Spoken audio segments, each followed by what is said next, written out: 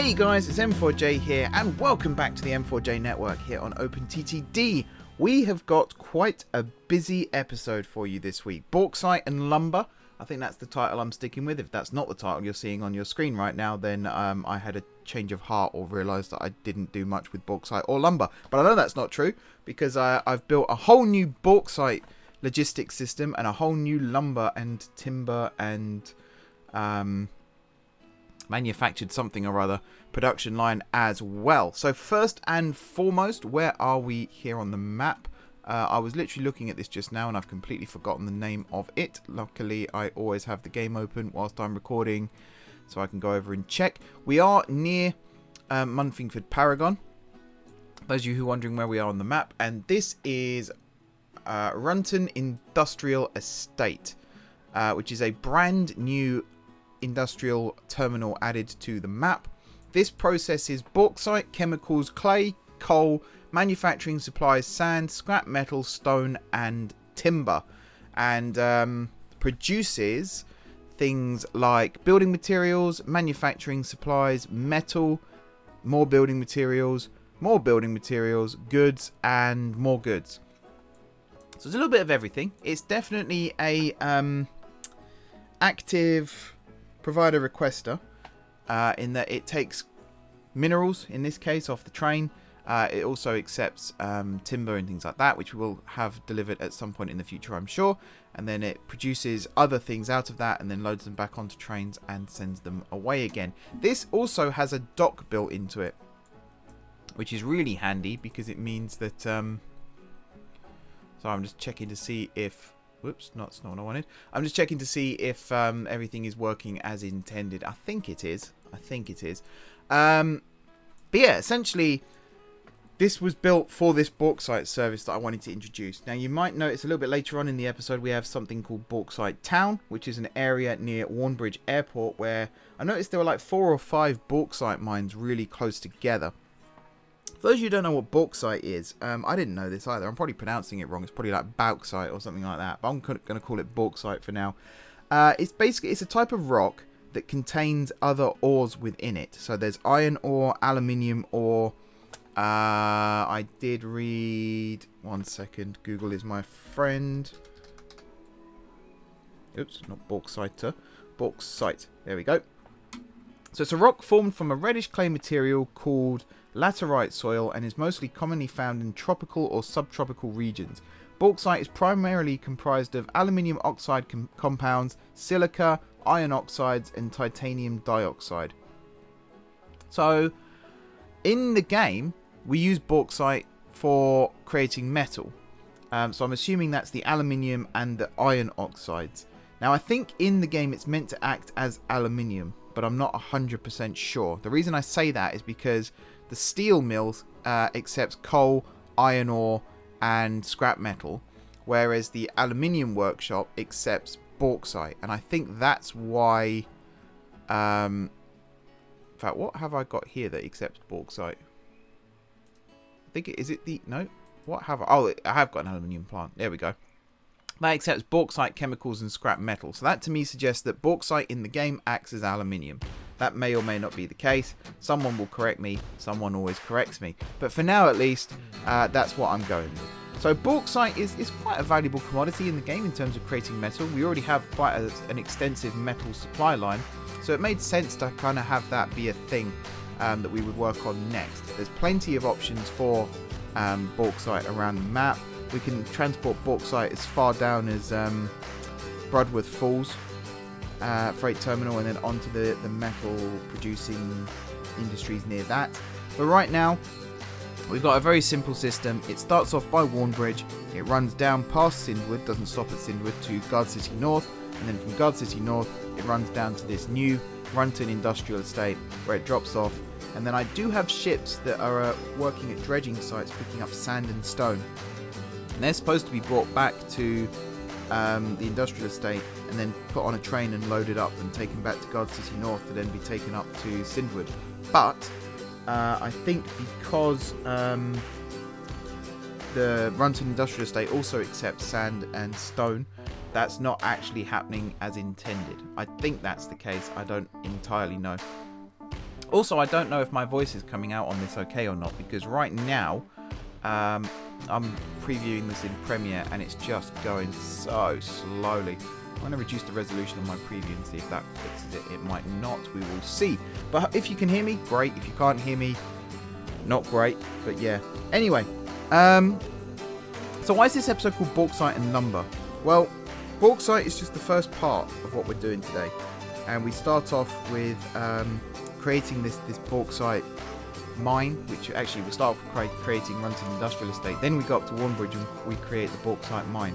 Now, one thing that I liked about the previous version of the M4J network before we started this sort of, I guess you could call it a major revamp. But one of the things I liked about it was Benpool Coal Mine. We had that little narrow gauge railway that connected up some of the other, but I think it was only one other coal mine, but there will be others added in the future. That connected up other mines and other industries to Benpool, so that multiple industries were serving one station, and then the trains were coming through there, picking up the coal and taking it on. And I wanted to recreate that, and I ended up doing it twice. So you will see in a minute when we go back to Bauxite Town, which is not called Bauxite Town, it's something else. Bauxite Mines, I think I called it. I can't remember now, but you'll see it in a minute anyway. One of the things that I added there was a little narrow gauge hub, and then some hub and spoke systems so that trains go out and collect bauxite from different mines and then bring them back to the central location, which also has a bauxite mine next to it, and then is picked up by the heavy rail and taken onwards from there. And I like that so much. I like that system. I thought it worked really well, that I actually incorporated it into the lumber system as well, which you will see happen in a little bit. And again, I was really happy that I managed to get that working. And in fact, the lumber line that I build forms part of a whole new railway that I wasn't anticipating building, but have since gone and built. So looking forward to showing you guys that. We'll be doing that in the later parts of this episode. So this episode is split technically into 3 parts, but I think overall it's actually going to be split into 2. The reason I decided to do that was because last week I didn't get around to doing the rail news, and I really badly managed the time. Didn't realise how much time I'd been talking for, and ended up, because of that, not having time to do the rail news. This week, I want to do the rail news, specifically because there's 2 stories that have broken since last week that I wanted to talk about. One, I can still remember very, very clearly. The other has gone completely out of my head. I can't remember what it was I wanted to talk about, but I do remember that there was another conversation topic that was in my magazine that I wanted to talk about, and I could do a simple switcheroo. I didn't even have to tell you guys that. I could have just done the switcheroo and you wouldn't have noticed. But yeah, there's a couple of stories in particular that have... Oh, no, I do remember what the other story was. I do remember. It's just literally popped back into my head.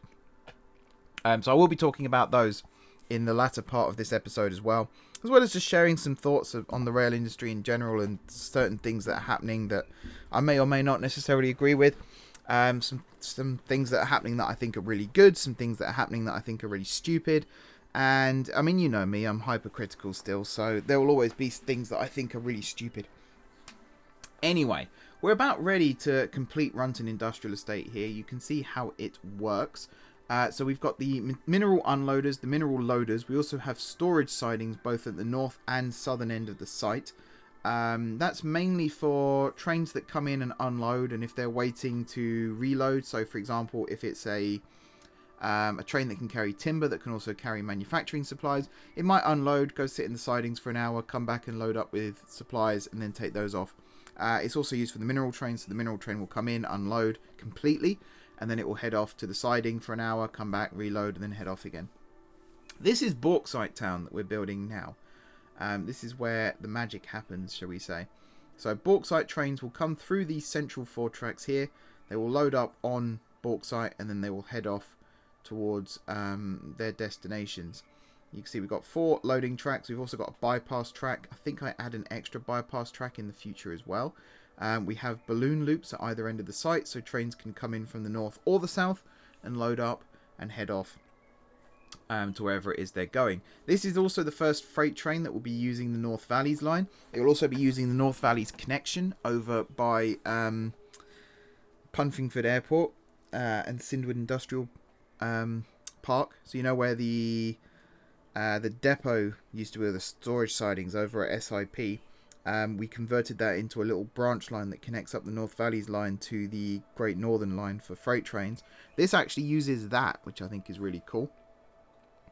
First train to do that, and in fact the lumber trains will be the first freight trains to use the Country Western line as well. So we're starting to expand off of just the main lines. I'm also trying to avoid using main lines as much as possible. I'm trying to use other lines instead, because the Great Western line especially is really starting to get clogged up now.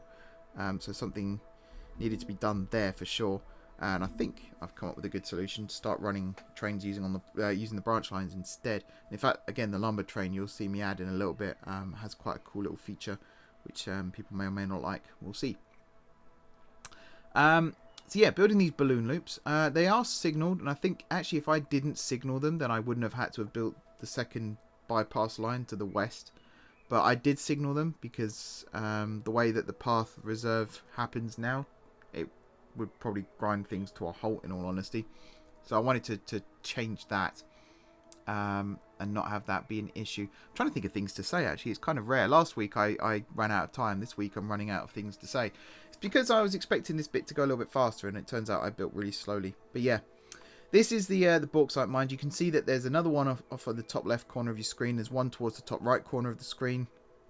There's one in the central left of the screen. I thought there was one that directly connected up with this station as well. And perhaps there will be in a second. I think there will be in a second. I think I either build one or I extend the station across to the west so that it connects up. I think it's actually the latter that I end up doing. But again, we'll see about that in a second. But yeah, I like this. I think it was a really cool idea. It was it's one of the first times in a long time as well that I've actually built something without a viewer suggestion first. And I like viewer suggestions. We all know how much I like viewer suggestions. So for me to actually go off and do something like this without it being suggested, it's kind of a rare thing these days. But I thought it was a cool thing to do. And I'm very, very happy with the outcome. And the fact that it's now inspired several other parts of the network as well. And I'm really looking forward to showing you guys what I did with the narrow gauge over by the lumber mills. Not the lumber mills, the forests.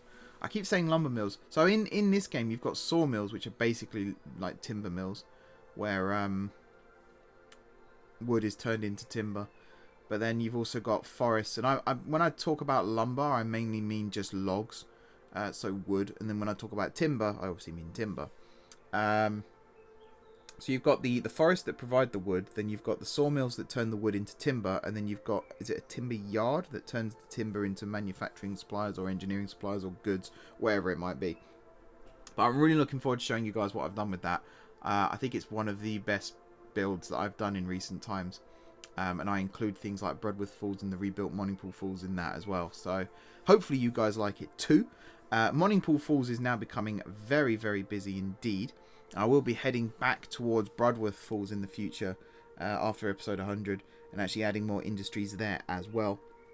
I'm trying to make the network a lot more balanced. In terms of the freight side of the network right now, we are still losing money, but we're not losing as much money as we were before. And I really am keen on getting trains that carry goods in both directions now to try and keep up the income flow. And I think it's working. I actually had a conversation on Discord the other day as well with George about profit and loss and things like that.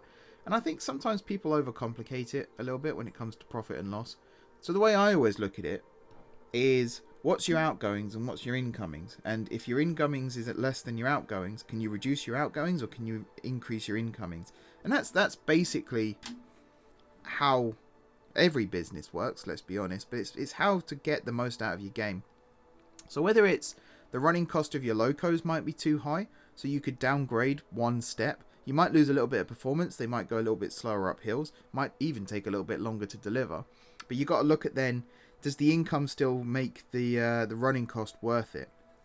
So if you're earning, say, 10,000 per delivery, and your running costs are 5,000 per year, this is for both cases, you could increase the power of your loco so it costs you 8,000 a year. But you might only earn an extra £1,000 per delivery. So you're not really getting bang for your buck there. If anything, you're losing £2,000 still per delivery. And that's not economically viable. That's where you've got to eventually hold your hands up and say this isn't going to work. Likewise, if you've got a loco that's costing you $8,000 a year, you could downgrade to one that costs $5,000 a year. Your income might drop from $12,000 to $10,000, but you're still making an extra £1,000 profit. So it's little things like that I think are the kind of not so secret to OpenTTD. It's not always about having the best and the fastest and the strongest and things like that. Sometimes it's about having the most economically viable, which is something that I'm starting to learn in this game as well. So with freight, the two freight locos I use the most are the Class 60 and the Class 37. Mainly because those were what we used in real life during the time period that I'm playing in. But also because they were the two that I repainted first into M4J rail livery. That being said, Class 37s are not that cheap. Class 60s are reasonably cheap for their power. But even then I have to double head on some trains. Now I've looked at using double-headed 37s, but I think the running cost of two 37s is greater than a 60, but a single 60 that is, but the power I think is still less. So it ended up being more economically viable to run two Class 60s and hope that the money outweighs the cost, which isn't always the case. Especially the Broadworth Falls trains, they aren't making me money at all. So eventually I will get rid of those and I will have extra freight to save on running costs and we can actually make a profit off of it. Then I would say go for it. Because of the narrow gauge that I've built, this narrow gauge here especially, I was using steam locos, but I've since switched to diesel. The other narrow gauge I use, I'm also using steam, but I will switch some of them to diesel. And the reason I'm doing that, again, is to try and save on running costs, because steam is expensive, particularly in the time period that I'm playing in. So my year that I'm playing in is like 6,000 and something. Don't read too much into that. I'm actually setting this network in the mid to late 90s, so sort of 94, 95, 96. Which is why we've got things like the Class 373s, the short form Eurostar sets. But we've also got trains that were designed and built in the 60s. So we haven't quite transitioned over to Electrostars and things like that yet. But we're also not exactly running, you know, not everything's slam door, that kind of thing. So this is the little connecting line that I've built here between the Great Northern, and the North Valleys. I realised I didn't have one running from the north, which meant I couldn't get trains out from their depot to run towards Warnbridge, not having to go through Sindwood. I probably could have done it going through Sindwood, but I wanted to try and avoid the freight trains having to climb the massive hill out of Honningville, because that's just stupid, trying to get them to do that. I think you'd have to triple head to get that to work. So I went with this option instead. I think it works. I think it allows trains to use the north. It allows trains to use the North Valleys, which between Warnbridge and Sindwood is actually viable. Between Warnbridge and Sindwood, not so viable. I do actually have these freight trains going through Warnbridge because they need to be able to get to the bauxite mines. But future freight trains will use a bypass line that I will build. And again, it's just about pathing. You know, it's about pathing. I will have a good long hard look at pathing for freight trains in the future, to try and avoid using certain lines as much as possible. But right now, I think it's not the worst thing in the world. Anyway, I'm going to stop talking here for a little bit and let the music take over. I will be back shortly to talk you through the second part of the video, because this is the first part almost over now. And as well as that, I will start sharing some rail news. Now, the second part of this video is a lot longer than the first, so don't worry about me running out of time again. But yeah, I just wanted to rest my voice a little bit because I'm recording a lot of videos this week, and I'll tell you why that is again in a minute as well.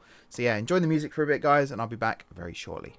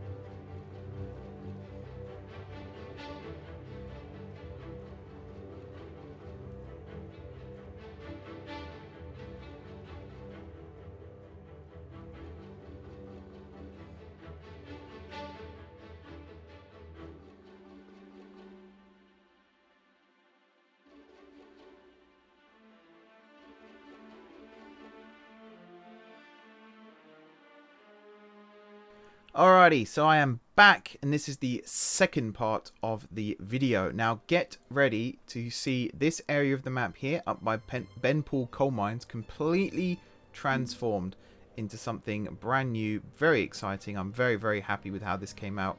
I was a little bit worried partway through that I might have butchered it, but I'm pretty satisfied with how it looks now. And it's got rid of these really ugly hills that we had, where the track was slowly winding its way up between Mewood and Honley Market West. It just gave it more of a purpose. It made it look a little bit more realistic. And this was inspired by several different things, this build. So first of all, what I'm doing here is building a brand new narrow gauge system that goes between Benpool and other coal mines in the area, and also a new lumber yard that I haven't built yet, but will build shortly in this episode, and some forests. And the idea was to have lots of narrow gauge trains linking up all these industries with two hubs where they will then connect with heavy rail trains and head off towards wherever it is they're going. So in the case of the coal, they're heading down to places like Sindwood, and also the name of the steel mill that I can't remember that's near Broadworth, and then in the woods case, down to a new station that I haven't built yet, but you will see me build in this episode. So again, look at the hills here. It does look quite drastic. Suddenly these hills. Again, I think I've made it work. The way that I did this, instead of using the flattening tool, which is what I would normally use, I just went with the raise land tool and just clicked randomly and then like linked places up, covered it in trees. I think it looks all right, to be honest. I think I've managed to make it work. So yeah, Benpool Coal Mine, it doesn't change too much. I think it's pretty much the same as it was before, apart from the narrow gauge platforms have now moved. And they're now slightly further up the hill here, as you can see, but they're also what else did I change with them? Actually, I'm trying to think. I'm trying to remember what I just saw on the screen before I bulldozed it. But yeah, I've moved them slightly further up the hill. They're two platforms now instead of one, although I think, depending on whether I add more coal mines, one was adequate. But again, we'll see how that goes. And yeah, so my inspirations for this then. So I don't know about you, but me as a rail enthusiast, I used to watch a lot of Thomas the Tank Engine as a kid, and the Skarloey Railway was one of my favourite parts of the railway series and the TV show. So the kind of layout and the idea, the concept of the railway was based on that. But I've also been playing a lot of Derail Valley recently. So for Christmas, my brother and I got an Oculus Quest 2, which is a very good headset, by the way. I do recommend it if you don't have one, and you can afford one, get one because it's really good. And I've got it linked to my PC, so I can play using virtual desktop. No, using Oculus Link. That's what it's called. We have the cable plugged in. And I've been playing Derail Valley, and the way that the lines work in Derail Valley is very, very clever, in my opinion at least, because you can head off in several different directions and end up at the same destination. And that's something I didn't go with that style for this, but I had the idea of like lots of triangular junctions where different lines span off, and it's mostly single track, but there's a couple of passing loops. And I really wanted to take inspiration from Derail Valley and put it into the network somewhere, and I felt like this was a really, really good opportunity to do that. So at the time of recording this audio, we have one coal mine as part of this narrow gauge railway, and we have 4 forests. You can also see how the railway crosses over these tracks in multiple different places, and you will also see how the tracks slowly work themselves up the hills here. It's not just a simple case of we go straight uphill and that's it. We actually start off very, very low down at Benpool Coal Mine. I think that is the lowest point of the line. Might not actually be, thinking about it. But we slowly work our way up. We have lots of different spirals where the trains slowly work their way up the hill. It circles one hill, I think 4 times on its way up. Lots of different junctions, lots of different connections with different industries. We have a railway station, passenger station, which you'll see more about in a bit. That kind of came about by accident at the point where I was building the line across north of Mewood. Originally it was going to connect up to some farms and have some more farming areas and maybe a little farming hub as well to connect it up to. And at the last minute I changed my mind and thought, why not make this a passenger railway instead? So we have, I might as well tell you the name of it now. We have the Mount Pleasant Railway, which starts at Hodley Market West, where it connects with the Country Western line. It actually gives a logical reason as well for there to be a cross-region service that terminates at Hodley Market West, besides it having a bay platform. There's now actually a reason for it to exist the way it does. And so the Mount Pleasant Railway starts at Hodley Market West, and it spirals its way all the way up the massive hills that we've got to Mount Pleasant at the top, which originally was just going to be a hotel or something that generates passengers, not necessarily being a town, but just so that we could have a reason to transport passengers and maybe food, something like that up the hill. But yeah, you can only build hotels in towns, which I find really weird because most of the hotels I'm bulldozing are nowhere near the towns that they're supposedly named after. But I went with it. I thought, screw it, why not? And built a town up there as well and named it Mount Pleasant. So just north of Mewood, there's a brand new town that towers over Sunnington down below, and that is the town of Mount Pleasant, which has a hotel there at the moment. I might add some extra industries in the future, but we have a nice little passenger railway that runs between Hodley Market and Mount Pleasant, and as well as transporting passengers, this is where the Skarloey Railway influence really comes in. So as well as transporting passengers, it also transports mail, food and alcohol to the hotel. I think it works really well. I'm very, very happy with the outcome, which I say that a lot at the moment. I'm very happy with a lot of the things I'm doing because I never thought I was capable of actually doing them. But this, especially this narrow gauge railway, it really started off as just me wanting to build some forests connected to the main line. Then I realised if I built it up near where I am here, I could also include Benpool Coal Mine and get some coal trains running as well. And then one thing led to another, and it constantly just went off on a tangent. And we end up with what we've got here, which is this huge, extensive narrow gauge railway that connects up all these different industries as well as forming a passenger link. And it's incredible. I'm really happy with what this ended up looking like, which I think is awesome. And you can see there's one spiral there that I've just built on the screen. We built some passing loops along the way. Some of the passing loops I have actually had to extend since finishing the build. There's an awful long that's not English. There's an awful lot of long gaps between passing loops where trains are stuck waiting, and the speed limit on this line is 20 miles per hour. So to create a realistic type railway where trains don't necessarily have to wait too long for each other to pass. I don't mind them having to wait if it's timetabled, and it is starting to get timetabled now, but there were parts where it was becoming a bit of a pain in the backside. So I extended some of the passing loops, particularly this area here that you see me build. This is the depot, which is right above Honley Market West Station. But again, the trains don't just go from here across the railway and into the station. They actually have to work their way down, which again is so cool to watch. You know, it's gonna make me sound really nerdy again, but just watching these trains slowly snake their way up and down the mountain, it's so cool.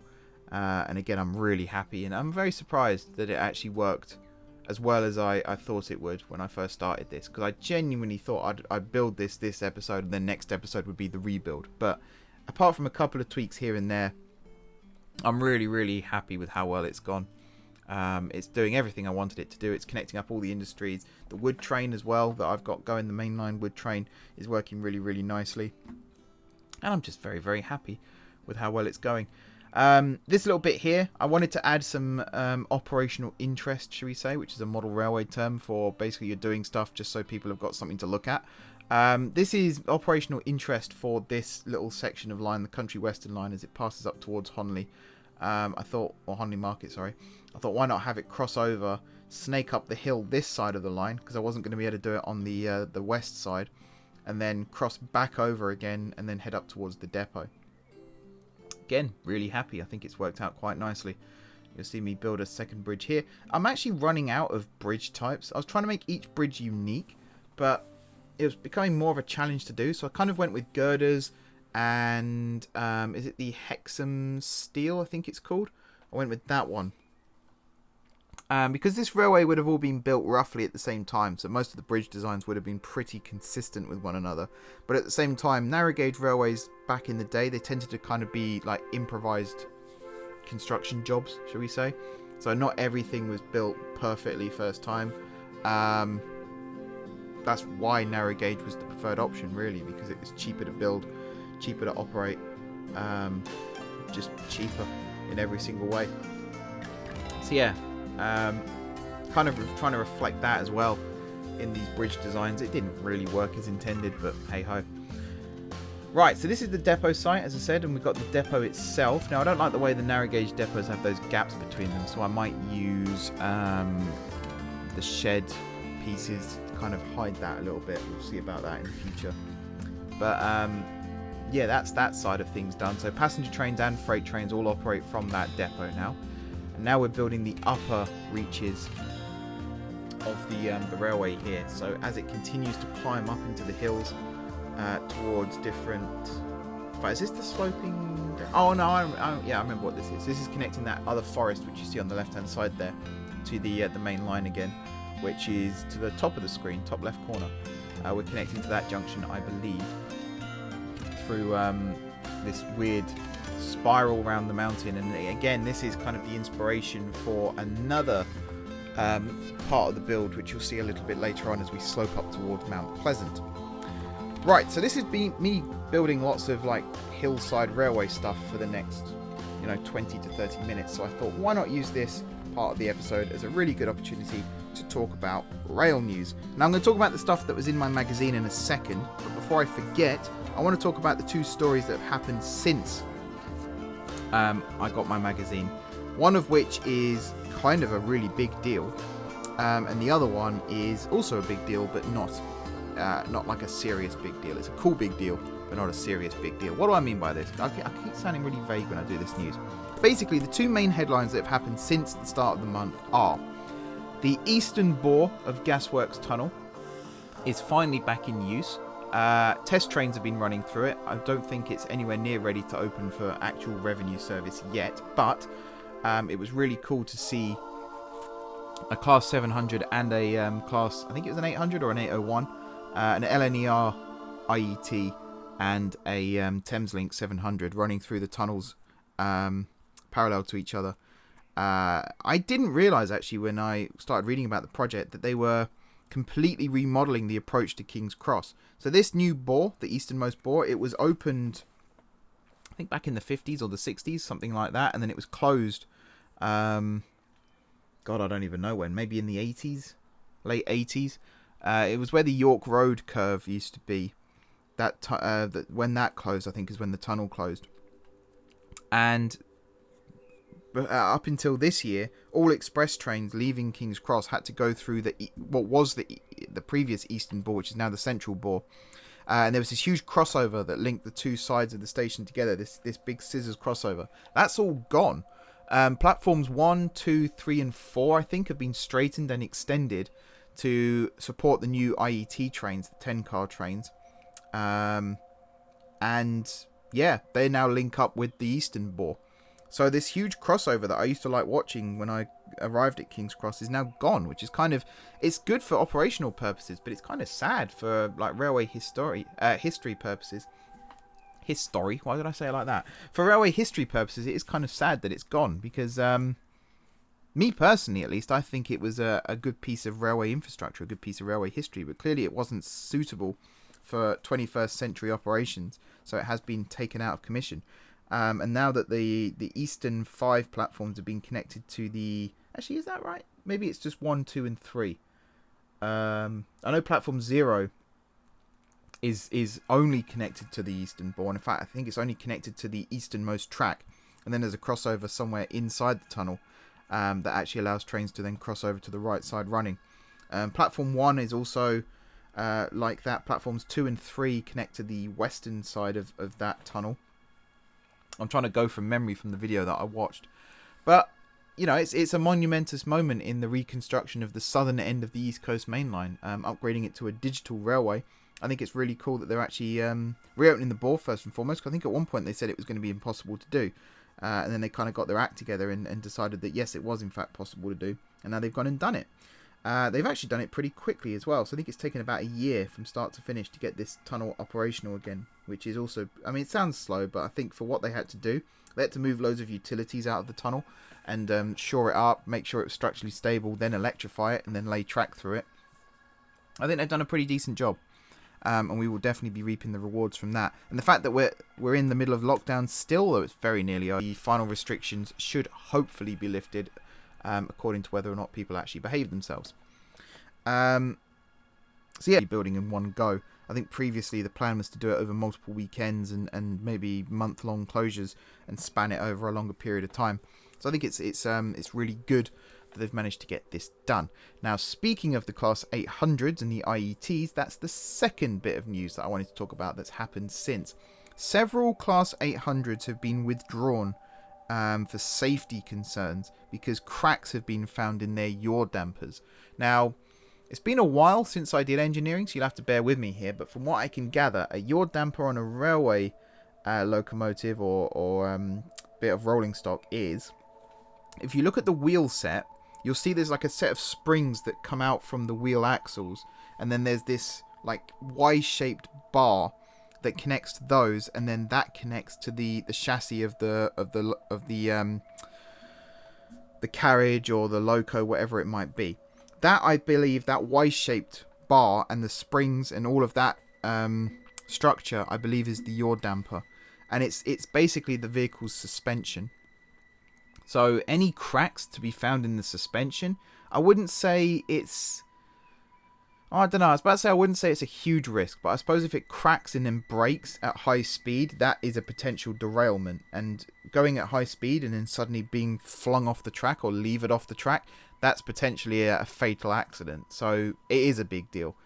Scratch what I just said, it is a massive deal. Something similar was found in the... I think it was the 197 CAF units that Northern are operating. And their solution was to remove the dampers.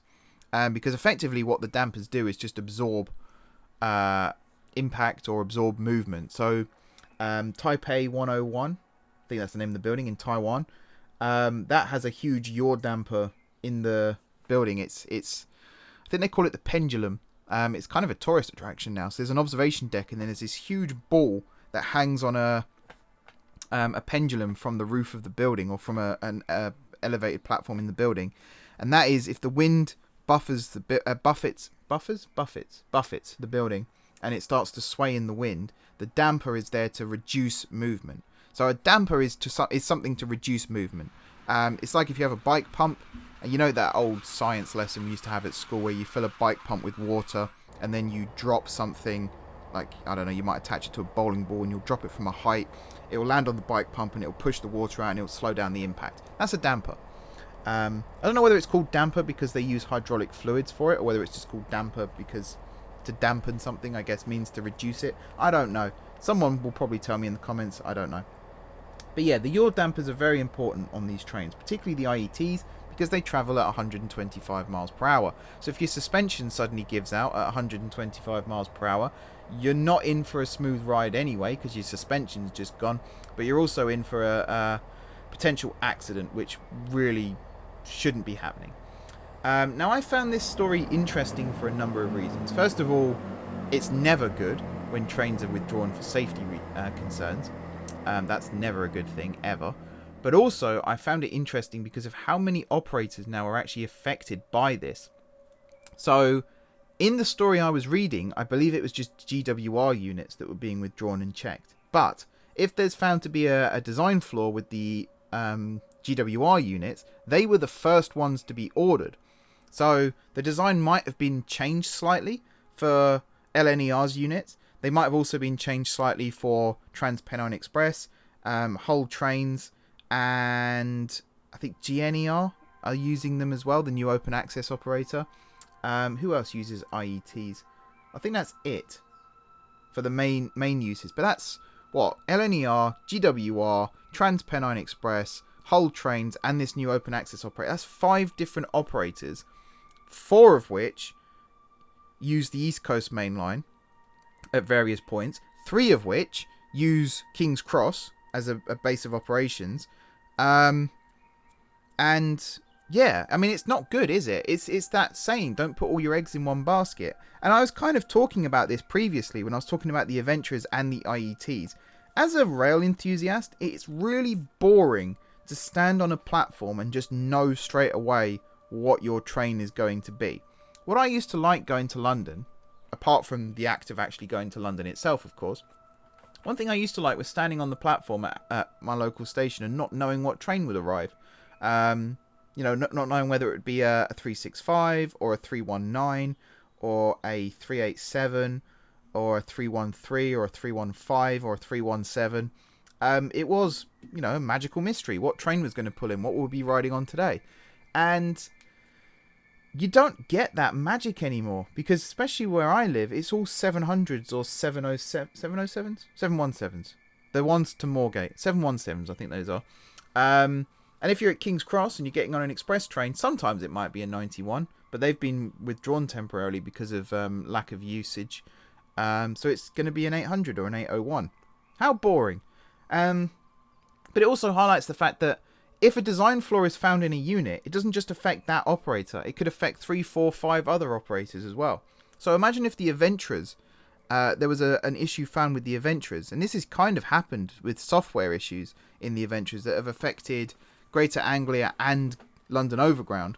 But these days you've got Adventurers running on Crossrail, Guard City Overground, Greater Anglia, soon South Western Railway, and also East Midlands Railway, I think, are using... No, West Midlands Railway, sorry, I've ordered Adventurers as well, I believe. So again, straight away, you've got 4 or 5 operators there that are out of action because their train is faulty. And I think still, like, I will always bang this drum, and I will always never apologise for banging this drum. You've got all these old units sat in storage. Meanwhile, you've got these new units where it's fine if an operator comes in and decides to order a new unit, that's fine. But if 6 operators come in at the same time and they all order the same train that wasn't ever tested, don't forget, the prototypes hadn't been built for the Adventurers when the orders came in from Greater Anglia and South Western Railway and London Overground, in fact. The 345 units were just being finished and just starting to be tested. There was no prototype unit, nothing. It was all done off trust, really. The Electrostars were good. I'll give Bombardier that. But the Aventras have been pretty much nothing but trouble since they were brought in. Even the 345s was something like 6 months late because of software issues. They were trying to reuse the Electrostar software, and they tried to tinker it for Aventras, and it just didn't work. So they had to completely redo it. And again, I can't remember the entire story, but it was something to do with it along those lines. They tried to reuse old software that didn't work properly. Plus, the 345s operate on 3 different signaling systems, which, I don't think you can ever adapt software to run 3 different ways. You kind of have to write it from scratch. And then that software that they used on the 345s then didn't work on the 710s. And then that software didn't work on the 745s that are used on Greater Anglia, or the 755s. I can't remember if they're the Stadlers or the Aventras. But yeah, it's just a mess. And I think there's a lesson to be learned here is try and diversify your units a little bit more, because you never know when you're going to get taken down. If one operator has to cease operations because of that, other operators, it then becomes a cascade. And there are perfectly good units sat in sidings that could be brought in as temporary stopgaps whilst these trains are fixed. But I think the simple solution is don't put all your eggs in one basket. Don't just order the same unit that someone else has got. Be a little bit different if you have to. It's one thing that TransPennine Express actually did quite well. They got the Nova 1s, which are the IETs, but they also got Nova 2s, which can operate at the same speed, and then they got the Nova 3s, which are the loco hauled stock. They have still got 185s kicking around somewhere, I don't know where, and 350s, which I think they gave up on all the 350s actually. I think they transferred to London North Western. But now that there's a lesson being learned, which is lots of trains having to be withdrawn, which means hundreds of services a day being cancelled, all because of what could be a design flaw. Who knows? I don't actually know whether they fixed the yaw damper issue or not. The Northern, I think it's Northern, I think it was the 197s. I'm sure I read it was a CAF train. They had a temporary solution, which was to remove the equipment. But that's not a long-term solution by any stretch. That could also be equally dangerous, to be honest. But I don't think you can do that on a high-speed train. I think you have to fix it there and then. And I just found that a really interesting story that, so many trains now haven't yet done. That could be even more of a disaster. So, I find it an interesting story. It kind of backed up my point many, many months ago now about with the Siemens trains, the Desiros, that were ordered by Southwest Trains before they lost the franchise. Southwestern Railway came in and said, we don't want those, so they ordered a load of Aventras. Yep, that happened. And then the 707s are now being moved to Southeastern, but in the interim, Southwestern Railway decided to completely refurbish their 442 fleet and use that on their Portsmouth services. They've now cancelled that due to cost grounds. In fact, I can find that story because it's in my magazine. And to be honest, when I first read the headline, George shared the headline with me on Discord, and the first thing I thought is, that was always going to happen. That's really stupid. Oh, I've actually got the story here about the CAF units. It was the 195s that had the yaw dampers removed. I'll read the story in full in the future, and I'll report back on it. In fact, it has now got it's got the slight story about it's kind of a emerging story when this was published about cracks appearing on GWR Hitachi Class 800 units. So I don't know if the 801s, the 802s, the 803s, and the 804s I think we're up to now. I don't know if any of those are affected, but I would imagine they use a very similar design. For the where does it say? It is on the yaw damper bolster. In the area where the yaw damper bracket is welded to the car body. So that's dangerous if it's a weld that's cracking. Definitely dangerous, that. But yeah, I think it was where is it? I'm trying to remember where it is in the... Again, sorry if you can just hear the pages turning. I'm frantically thumbing through this trying to find where it was. Traction in stock. Oh, there we go. Page 96. So SWR abandons £45 million Class 442 refurb and favours Class 458. Now this is... Again, when I read the headline first, when George shared it, I thought, this was always going to happen. How bloody stupid. How did they not see this was going to happen? Then I started to read the story, and I thought, okay, it kind of makes sense. It's a cost thing. So then they haven't wasted that much money. They have refurbed some units. I think those units could potentially be kept and maybe used by an open access operator or something like that. But again, I'm the ideas guy. I don't necessarily know whether or not this is feasible. But imagine an open access operation from somewhere like Southampton across to Ashford, let's say. And I'm really speculating here. That might not even be possible. But that kind of thing. 442s are decent long-distance trains for that kind of service. So they haven't lost too much money. I think they spent like 5-10 million or something on the units that they had already refurbed. But 45 million pounds has technically now been saved by not refurbing the rest of the units. The trains themselves are actually owned by SWR. They're not leased. So they bought the trains when they decided to do this this project. So they have wasted that money, and that's something where I think that's dumb. But I think that they were left with no option at the time. It was buy them or they'd be scrapped. So it was 18 units that were supposed to be refurbed. I think 4 were actually finished. And then there were 6 that weren't refurbed that may have been scrapped even. I don't know. I'm kind of skim reading this as quickly as I can. But the reason I think SWR are a really irresponsible company is because they make these knee-jerk decisions. And this is something, again, I've talked about on the channel before. When I first started offering franchising options to viewers, there was a lot of knee-jerk reactions where it kind of felt like people were doing things for the sake of doing them. And I've never been a fan of that, despite the fact that I'm guilty of that myself at times. I never feel like that's a good way of doing anything, to be honest. Never mind a real-life railway operation. That just screams stupid, as far as I'm concerned. So SWR came in. The first thing they did was announce that they would not be taking on the 707s. They would be moving on. They have started running them, but they are now moving, cascading to southeastern trains. I think it's just southeastern. Then they announced this Aventura acquisition, which may or may not work out. We'll see. They're almost a year late now, I think, those Aventuras. So that's already a fail, as far as I'm concerned. Whether it's their fault or not is irrelevant. I think at the point they placed the order, the problems were starting to show with the 345s. So that, for me, would be red flags. And there were problems when the Electrostars were first brought in as well. But you'd think a company like Bombardier would know how to iron out the kinks by now. But anyway, this is me being hypercritical again.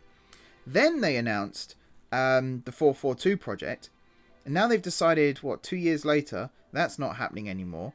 But they're going to bring back the 458s, which I think still operate anyway. But, it's the 701s, sorry, not 707s. What are the 707s then? Are they the ones going to the Midlands? Possibly. So the 701s are being brought in. They're the Aventuras. Oh, no, sorry. Yeah, the 701s are the Aventuras. So the 707s, I think, are the Siemens trains. Oh, I can't remember. Anyway, the 458s. So the 458s were originally 4-car. Then the 460s were cannibalised, and the extra carriages were used to turn the 458s into 5-car. Now they're being turned back into 4-car, and they're being used on commuter trains.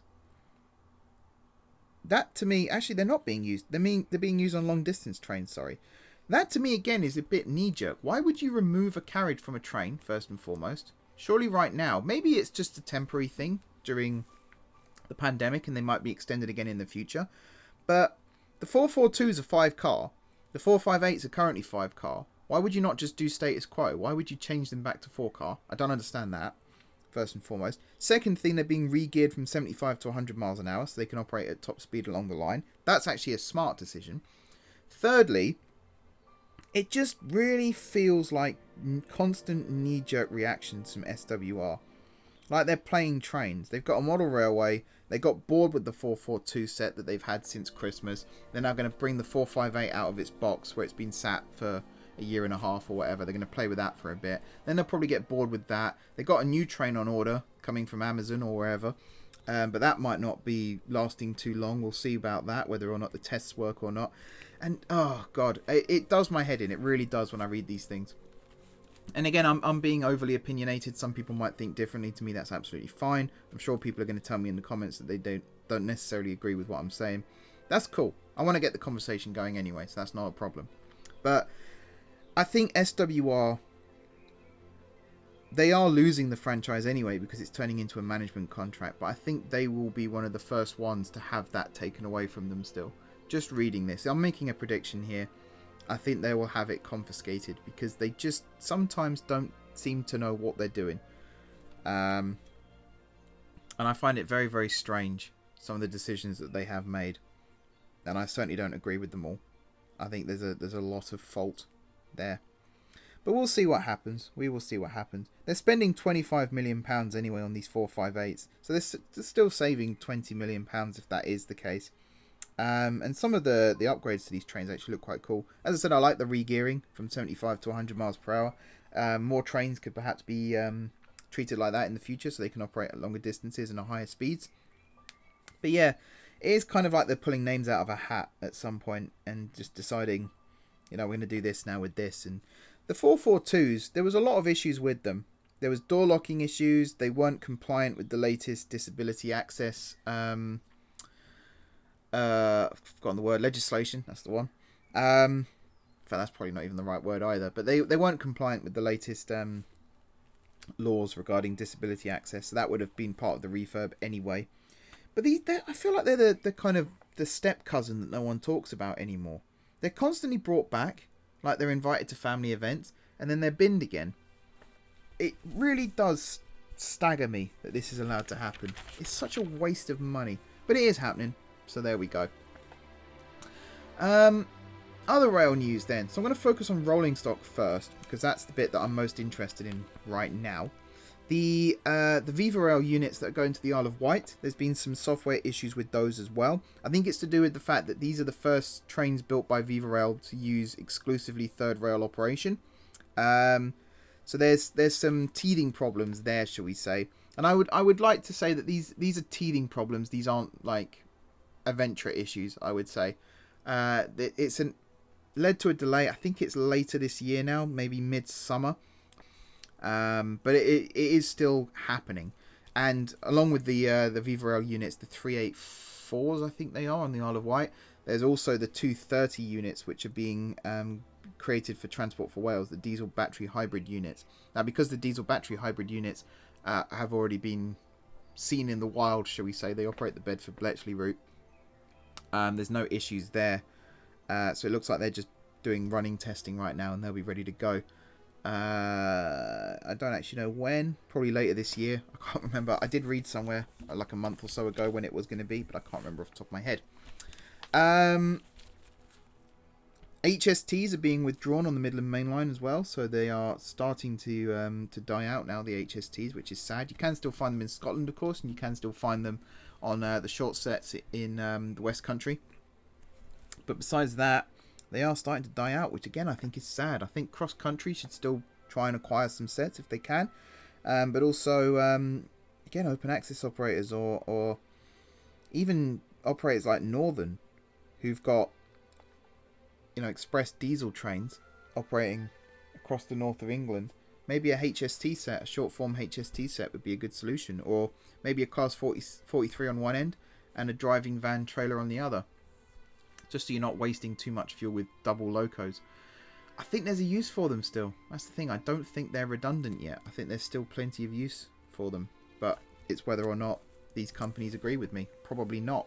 It tends to be the answer. I think that's it for the rolling stock news. There is the Rail Operations Group have now become a leasing company. They actually acquired all of the former Heathrow Connect Class 360 EMUs. And they're offering them out for hire. And again, I think this is something that open access should perhaps look at. And I say open access like there's lots of open access operators coming soon. There aren't. But I think this is a really good opportunity for more open access operations to start. Especially now franchises are dying out and management contracts are the in thing. I think open access, either splitting franchises up and not needing open access, or having open access run alongside some of these management contracts, I think is a good way to go. And there's a fleet here of 5 units that are capable of 110 miles per hour. Good for passenger working. They could also be converted into freight for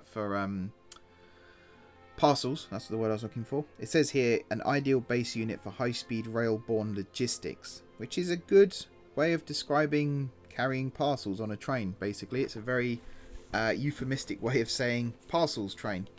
I don't know why they decide to use these complicated words, but there we go.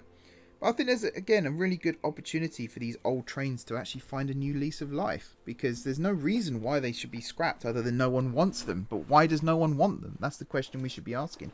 If it's cheaper to buy a new train than to refurb an old one, then that suggests there's a problem with refurbing old trains, which is concerning, and that's something that I think should be addressed and attempted to be rectified.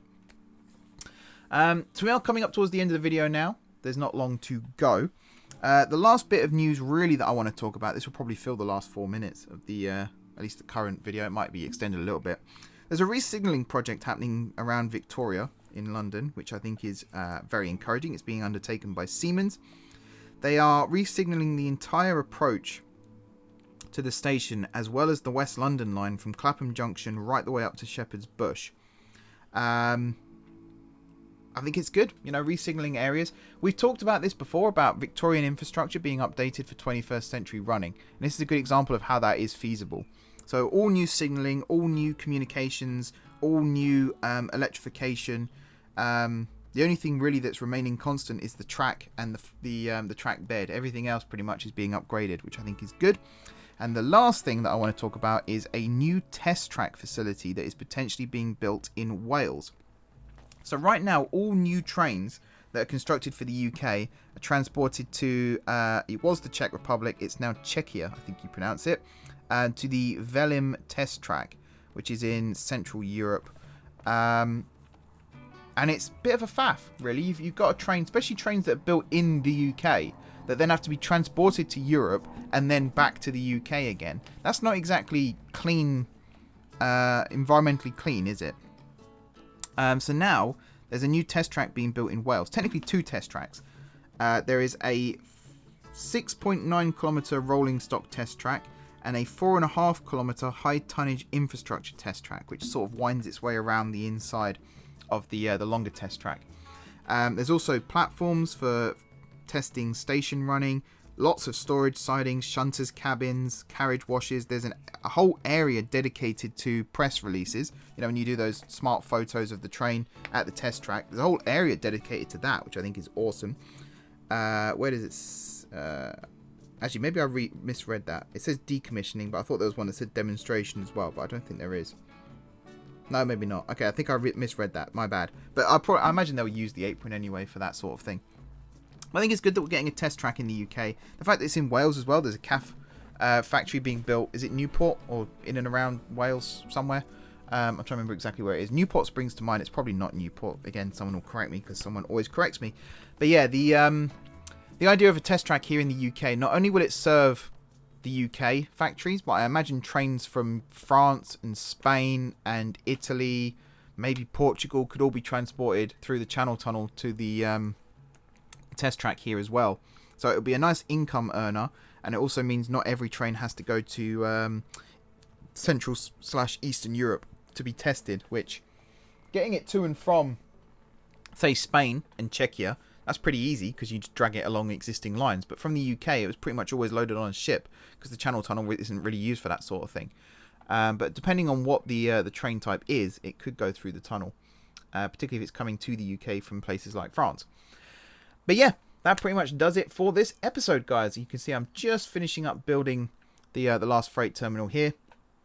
And we do have trains running. So we've got the narrow gauge trains running, and we've got the wood train running, we've got the bauxite train running. Every train that I've built the hub for is now running, which is really encouraging to see.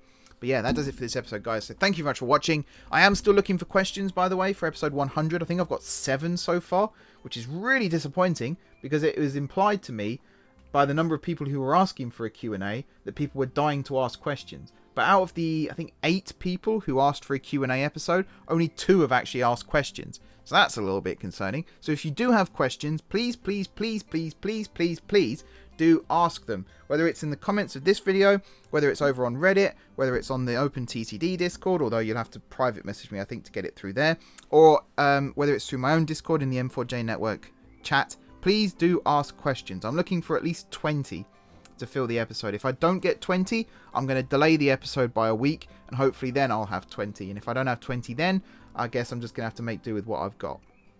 I'm also letting you know now there might not be an episode next week, because next week is the first week in 6 months that I get to see my girlfriend, because lockdown is being lifted slightly. Therefore, I will be focusing more on that than video production. So if there isn't an episode next week, please don't ask me in the comments or anything where it is. I'm telling you now that there might not be an episode next week. If there is an episode next week, great. If there isn't, you know why.